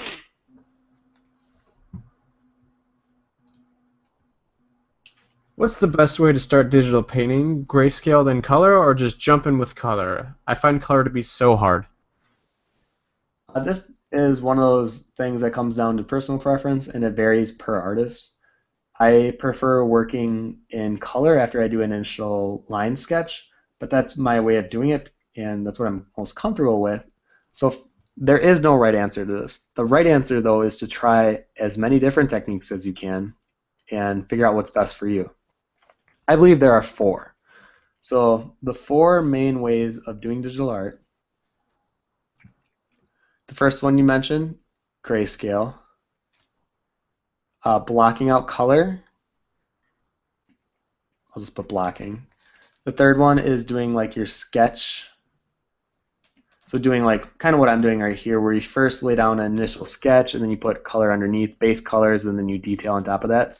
That's probably the longest one out of all of them, but usually it's the most true to the original idea because you have an initial sketch. So if you don't like the initial sketch, you probably won't like the final render. Where with the blocking it out, you're purely focusing on like silhouette and the strength of the visual image that you're creating to create your character, which sometimes you may not like. And the last one is organizing chaos. My friend Pui, that's all he does, is he'll lay down what looks like a vomit of color, and it's in crazy shapes and so many different like angles and roughness and textures to it, and then he'll lay that down to evoke an emotion, and then he'll sharpen it, he'll erase things, he'll add things that you'll slowly start to see the forms be pulled out of that chaos. And that's the hardest way of doing it because you're relying a lot on your instincts and your general knowledge of art. And I don't recommend that one until you become more comfortable doing digital art. But the main two that I usually see are the grayscale and the sketching. The sketch, base color, and then detailing. So I would first try one of those two, if not both, and then try out just blocking out color. Like, and when I say blocking out color, it's literally like I was doing a head. You break it down into color, and you're relying purely on shape, language, and your placement of your values to give the impression of what it is you're trying to create. This can be very tough. And this also, though, forces you to work fast and work on your knowledge with value. So it's actually one of those where it's fun to do. This would be considered a throwaway. So if you want to try this method of doing things, just do it. Don't be afraid if it looks perfect or if it looks exactly like the idea you had in your head. Just keep working with it and see how you like it and if there's anything that you can learn from it. But admittedly, this one's a little tougher.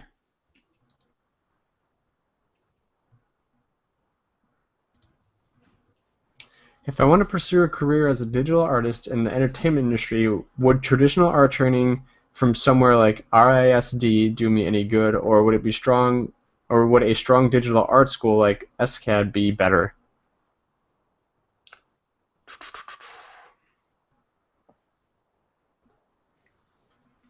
You know, that's a good question. This goes back to, I know we talk about is art school worth it a lot in these live streams, and for you specifically, it sounds like you're thinking about doing a traditional background or like testing out doing traditional stuff to become an artist in the entertainment industry.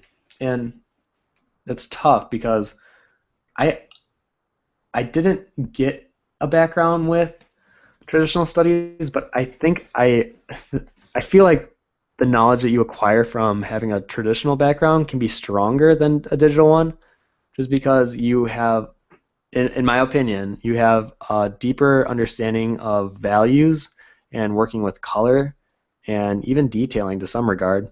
And especially if you're doing like painting, then you can start to think of it as like while you're doing your process on your canvas, you'll do like a base layer where you literally cover the entire canvas with a color or a few colors to give the base, and then you will sketch out, your character, and then you'll lay in the base colors on the character, and you'll detail. So it teaches you things that transition very smoothly into digital, where that would be an example of working big to small and keeping your final details for the very last. Like things like highlights, you can't really add until the end, unless if you're very careful and you work around the areas that would be highlighted.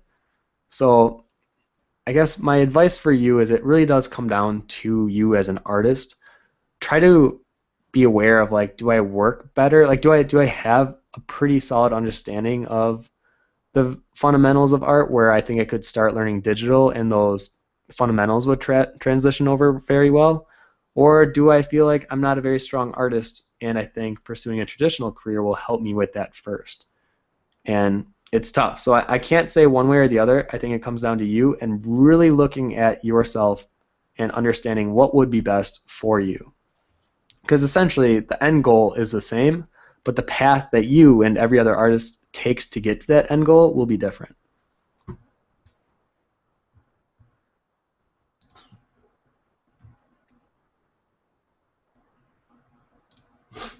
Good Pizza asks, how do you take your experiences from real life and bring them into your art? Oh man, I could talk about this all day. I I personally believe that's what makes you stand out from other artists is your personal experiences. I guess one example that I would think might be my strongest in terms of what or at least I hope comes across as what I draw, is I think it's very obvious I'm influenced from Final Fantasy, and when I was younger, I pulled from those type of influences. Now that I'm older, I feel like now I'm able to take what I was inspired from as a kid and mature and deepen the thought where I like things that are texture. I like working with organics. I like working with leather and metal and things that aren't plastic, and I like to incorporate that into my themes. I really like film. I love movie directors. I like ones that center the objects. So, like Wes Anderson films, it's like a visual treat for me. I'm eating it up. And then there's artists like Norman Rockwell does the same thing. He centers everything, and I love it. I love his use of texture, the composition, and color. And when you pull enough influences that you really can see influence your own work, that's what will eventually define you as an artist, because that Frankenstein that you create is from bits and pieces of what you've been inspired from your entire life. And that Frankenstein will be uniquely you.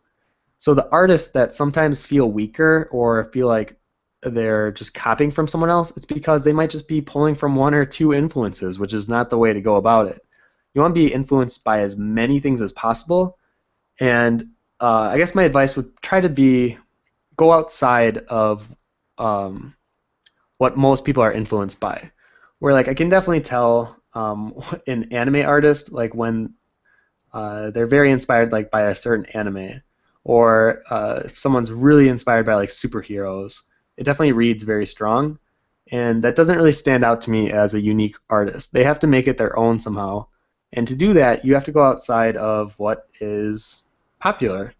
Now, that's not to say that you can't still enjoy it. Like I still enjoy pop culture, and I'm influenced by that, and I feel like I bring some of that into my work as well. But I still want to make it feel like it's something that is uniquely me. And yeah, that can be tough, but I think once you become more aware of what you like and understanding why you like it, that it'll be easier to pull from that as you do your own work.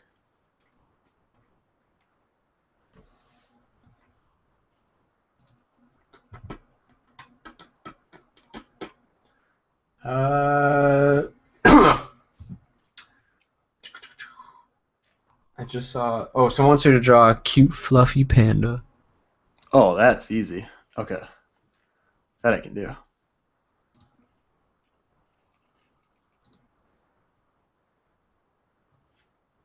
Let me move this out of the way.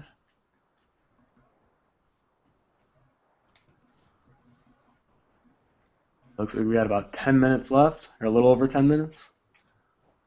If you have any last minute questions, ask them now, and we will do our best to finish them off. Oh man, we still have a lot of questions. Do we really? Yeah, here's a really simple one. What would be the best size for a canvas when it comes to creating a concept character?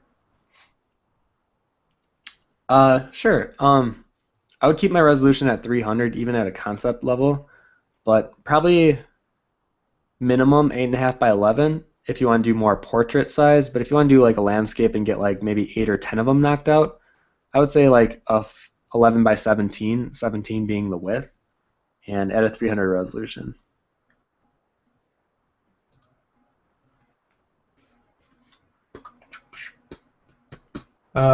When pushing a pose, how do you know when you've gone too far to the point it almost looks broken? If you have to ask yourself that. Yeah, I was gonna say if the arm looks like it's broken, It it's gone probably too far. It's one of those things where I think you'll know. You'll definitely look at it and be like, something doesn't look right. Or, you know, if you really are questioning it, have a friend look at it, or have someone that's not in the art field, and if they look at it and they're like, what's wrong with their arm or whatever, then yeah, that's a problem.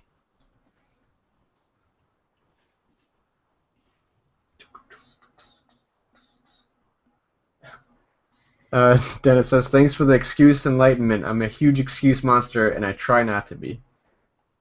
Excuse monster. That's what I should concept.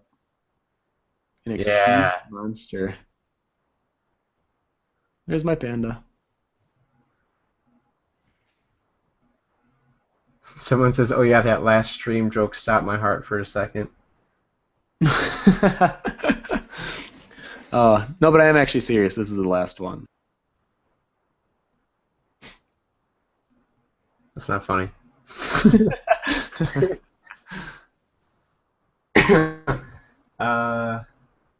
That hippo was fun. Is there any tutorial from Concept Cookie's site on how to draw animals? If so, where can I find it? Thanks. Yeah, there's actually a full creature course that I did a few years ago. I probably could update it, but I feel like that still has a lot of solid knowledge and understanding behind it, where I still feel confident sharing that one. So it's called the Creature Course on Concept Cookie, and it should be under the Course tab, I believe. If not, you just type it in the search bar and just type creatures in, and you'll find it. But I don't want you thinking you'll find anything like the pink hippo in there. I was gonna say that's like stylistic. Yeah. This is almost like, it reminds me almost like of the bubblegum character I drew a little back. It reminds me of Mal, Of who? Purple Kecleon. Oh, Mel. Yeah. Oh, actually, yeah. With some of the new ones she was doing. Yeah. Someone asks, or that's Solid Soul says, can you explain value shading really quick? By the way, greetings from Malta. From where? Malta? Oh, okay. Okay, can I explain value shading really quick? Yeah. You know what? I just did it on this panda. Okay. So you can see how I have a flat right now. Actually, let me make this. Okay. So I wanted to give more shape to this panda. If I didn't want it to look so graphic design, I wanted to give it some value to it. I'd have to, and I'm going to use my eraser tool here because I have my base color. Or I could use white. Either one will work. I'm just building it up. So immediately as I do that, that tells the viewer there's a light source overhead, and it's building this form where there's going to be value shaping around the head. So you really want to think, okay, is there a light source in the scene? If so, how is it going to light each object? Okay, well this head is probably more roundish, and the light would wrap around the head in a very pillow-shaded manner, where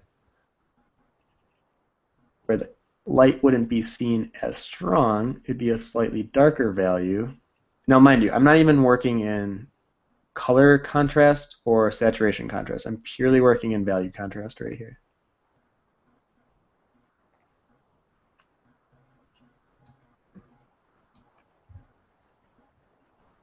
I'm going to try not to overdo it either. Because sometimes simplicity says a lot about value shading, and your highlight placement will read very strong. So then on his belly, I'm going to do the same thing, but there's going to be a shadow here that's going to be cast from the head, another indication of where the light source is coming from. So the easier that you explain it to the viewer through your art, the easier it'll read as a 3D form. Then I might do one more layer and I'll do the highlights. So depending on the material that I'm trying to do with this character, the panda probably wouldn't have that many highlights, but just to emphasize on here, might have like a highlight speckle on his eye. Maybe it's just a tad on his nose here. I would have it on the top side because that's where the light source is coming from. Like that. So I guess that's my quick demonstration on like how to do value shading quickly, but it just all comes down to the different shapes that you have on your subject matter and making sure that it's consistent with the light source that you added to your scene. And everything can be broken down into a simple shape. So don't stress yourself over adding value, just simplify it.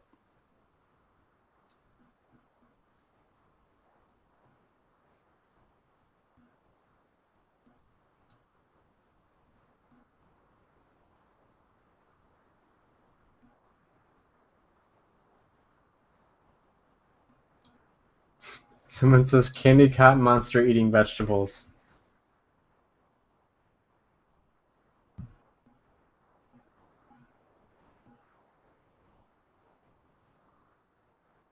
Tim? Tim, are you there? Where did you go?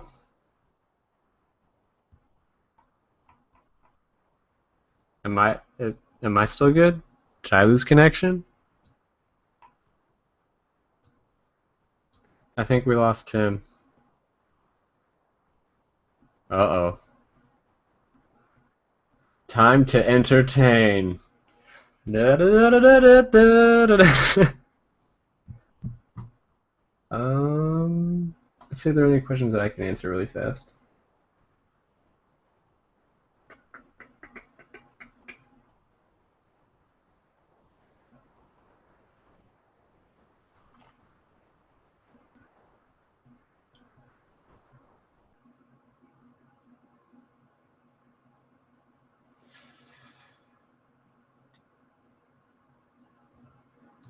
Oh, here's a question. It says, what are your thoughts on photorealism?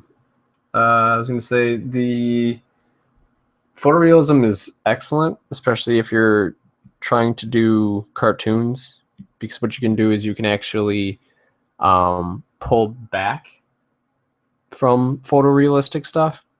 So the more realistic you can capture something, you can get a better... Are you there, Tim?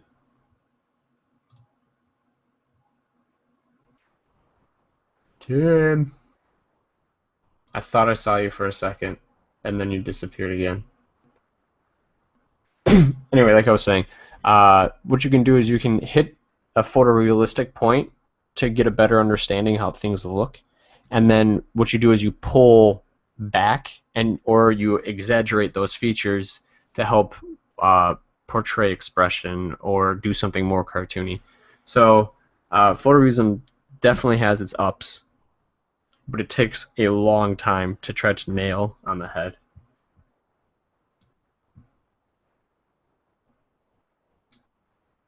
Uh-oh. Yeah, Tim died. Gone with the wind.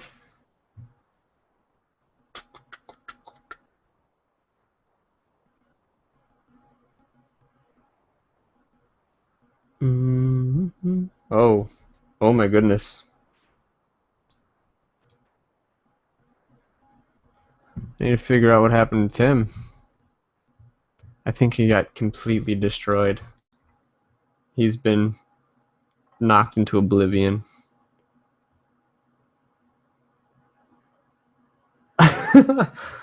Oh, you guys are hilarious. No, Tim!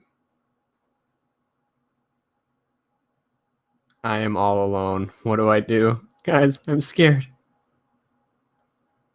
Everybody put your arms up and use your energy of artistic creativity to try to summon the art spirit bomb to help summon Tim.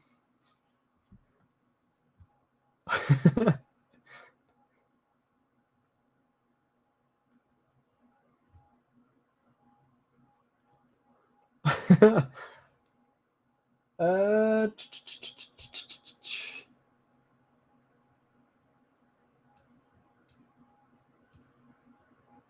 oh, and then people are just, oh, are you back? Tim?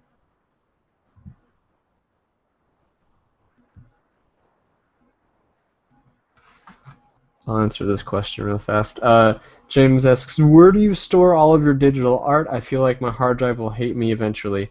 I highly recommend you, if you have a finished portfolio pieces, put them on a flash drive.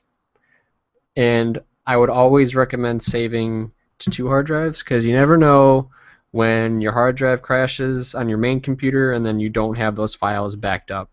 So always try to make duplicates of what you have.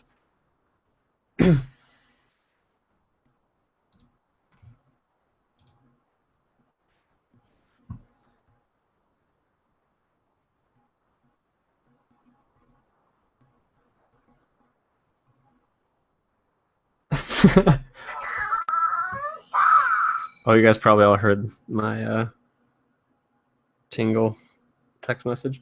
All right, Tim just texted me, says, just end the stream. And I'm going to say thank you, everyone, for showing up.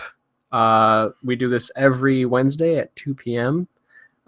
This isn't going to be the last live stream, like Tim's joking around, because it's April Fool's. And I hope to see you guys next week. And we don't know the topic yet, but we'll keep you guys posted on Monday. Also check out exercise 38, which is a continuation of exercise 37 about master studies and how to apply them to your own work.